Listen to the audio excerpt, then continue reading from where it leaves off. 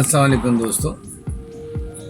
आज का मौजू एशिया कप। इससे पाकिस्तान को शिकस्त हुई, कोई बात नहीं,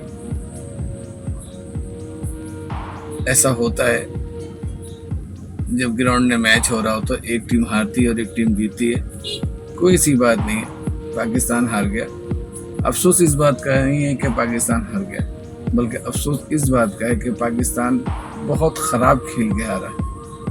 परफॉर्मेंस लड़कों की हमेशा की तरह अपने लिए रही है, टीम की नहीं रही है। और अब वक्त आ गया है कि ये जो लड़का है अपना फ़ख्र जमान, इसको टीम से निकाला जाए। इसकी कोई जगह नहीं बनती है।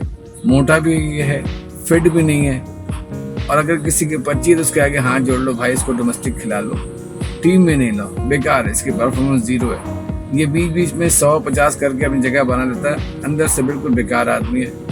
बिल्कुल शक्ल भी अच्छा नहीं है, बिल्कुल बेकार है। बाबर आजम को अपनी परफॉर्मेंस अच्छी करनी पड़ेगी अगर उसको कप्तान रहना है पाकिस्तान के लिए। रिजवान ने 55 बॉल खेल के 50 रन बनाया, चलो अब क्या करता। इफ्तिखार बूढ़ा आदमी है, कुछ कर गया, चलो कोई बात नहीं, लेकिन टीम की परफॉर्मेंस बहुत खराब रही। श्रीलंका तीनों फॉर्मेट में सुपर रहा और जीत अपने हक में गया, और जीतना भी चाहिए था। बहुत अच्छी टीम थी श्रीलंका, बहुत अच्छा खेल के तीनों फॉर्मेट, फील्डिंग, बॉलिंग, बैटिंग लाजवाब। तो उम्मीद करता हूँ पाकिस्तान अपनी गलती सीखेगा और T20 को T20 की तरह खेलेगा। शुरू के 6 ओवर का मैच होता है, उसमें ही टीम ने ऊपर आना होता है। हम 6 ओवर ज़ाया कर देते हैं डुबते डुबते। सारे बंदों ने अपने आप को बचाने के लिए डर और खौफ से मैच हार गए। ऐसा ना करो, लड़ो, खूब दिल भर के लड़ो। हार जाओ कोई मसला नहीं है, लेकिन लड़ के हारो। इंशाल्लाह इससे आपको सबक मिला होगा।